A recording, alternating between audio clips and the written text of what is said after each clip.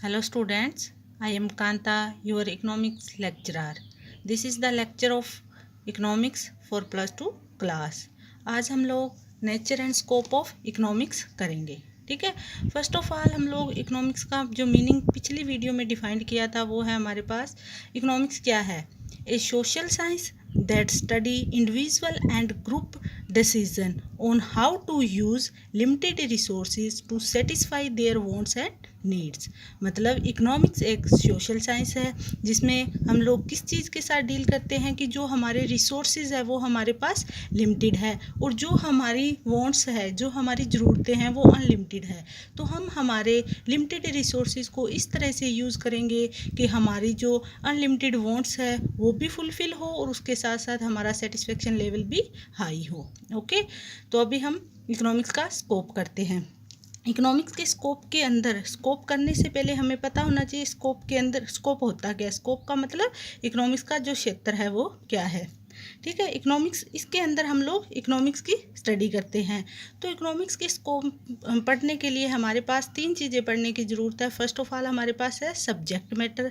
Scope में first क्या है? Subject matter. Second, nature of economics. Third one, limitation of economics. Okay. तो हमारा सब्जेक्ट मैटर, सबसे पहले हम लोग सब्जेक्ट मैटर करेंगे. सब्जेक्ट मैटर का मतलब होता है कि हम इकोनॉमिक्स में किस चीज़ के साथ डील करते हैं, मतलब इकोनॉमिक्स किन किन चीज़ों के साथ डील करती है या किन्हों ने इकोनॉमिक्स के बारे में क्या कुछ बोला है. ठीक है. First of all according to Wootton, उन्होंने कहा है कि जहाँ कहीं भी 6 इकोनॉमिक्स इकट्ठे होंगे वहाँ पर इकोनॉमिक्स के बारे में 7 व्यूज़ हमारे सामने निकल कर आएंगे. ठीक है. जहाँ कहीं भी हम 7 से 8 कोई भी है इकोनॉमिक्स इकट्ठे होते हैं, मान लो कहीं पर 6 इकोनॉमिक्स बैठे हैं तो उनके जो व्यूज़ है वो उनसे ज़्यादा होंगे. ओके. और एडम स्मिथ ने क्या बोला है? साइंस ऑफ वेल्थ की. वो बोलते हैं कि इकोनॉमिक्स क्या है? साइंस ऑफ वेल्थ है. मतलब उन्होंने इकोनॉमिक्स को एज ए वेल्थ माना है. मार्शल ने ह्यूमन वेलफेयर. मार्शल ने जो इकोनॉमिक्स के सब्जेक्ट मैटर या इकोनॉमिक्स की जो डेफिनेशन दी है, उन्होंने क्या कहा है? जो इकोनॉमिक्स है हमारी वो क्या है? Not a wealth. इसमें क्या है? वेल्थ और ह्यूमन वेलफेयर को भी हम लोग डिनोट करते हैं. ह्यूमन वेलफेयर का भी हम लोग माइंड में रखते हैं. ठीक है. थर्ड वन है रॉबिन्सन. रॉबिन्सन ने मोस्ट इंपॉर्टेंट डेफिनेशन भी दी और इसके साथ साथ उन्होंने किस तरह से इसके सब्जेक्ट मैटर को डिफाइंड किया है. रॉबिन्सन कहते हैं कि जो हमारी ज़रूरतें हैं, जो हमारी वांट्स है वो बहुत ज़्यादा होती है.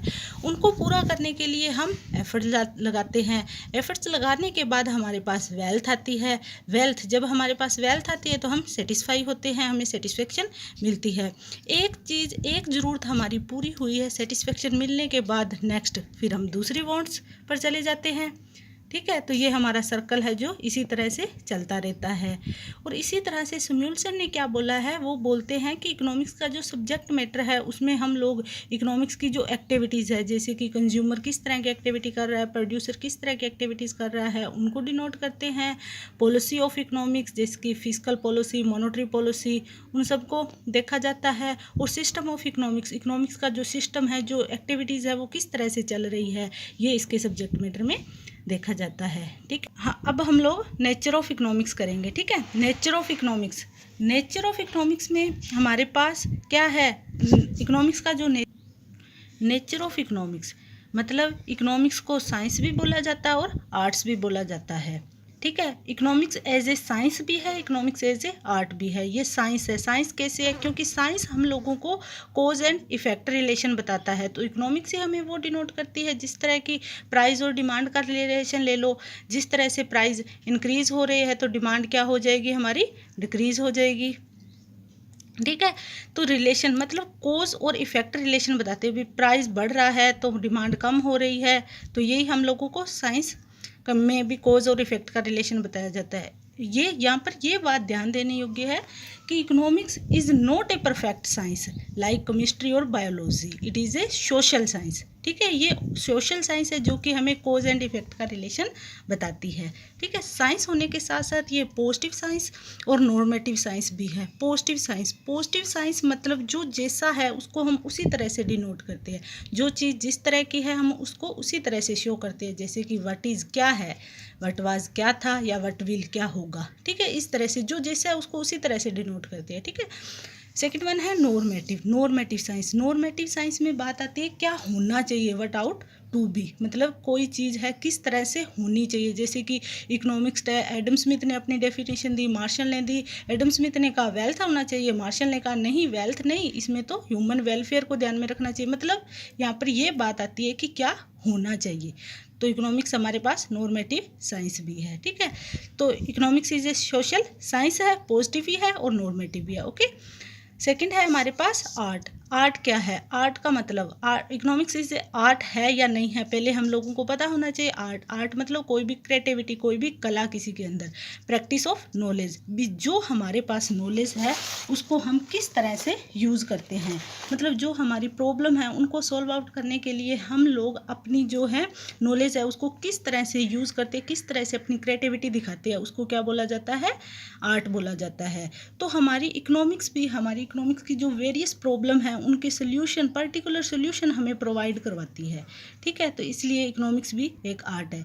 देखो आप लोगों का सिलेबस भी +2 क्लास का सभी स्टूडेंट्स का सेम है, पेपर भी सेम आएगा आप लोगों को, पर क्या है क्वेश्चन अटेम्प्ट करोगे पेपर में, आप लोग अपनी इंडिविजुअल जो आर्ट है वो दिखाओगे। कोई किस तरह से अटेम्प्ट करेगा, कोई फ्लो चार्ट के थ्रू अटेम्प्ट कर रहा है क्वेश्चन, कोई नॉर्मल क्वेश्चन अटेम्प्ट कर रहा है। तो मतलब आप इंडिविजुअल अपना आर्ट दिखा रहे हो, ठीक है। जो आपकी नॉलेज है उसको आप किस तरह से यूज़ कर रहे हो, दैट मीन्स आर्ट। ये है हमारा आर्ट्स, ठीक है। तो इकोनॉमिक्स से आर्ट भी है, ठीक है।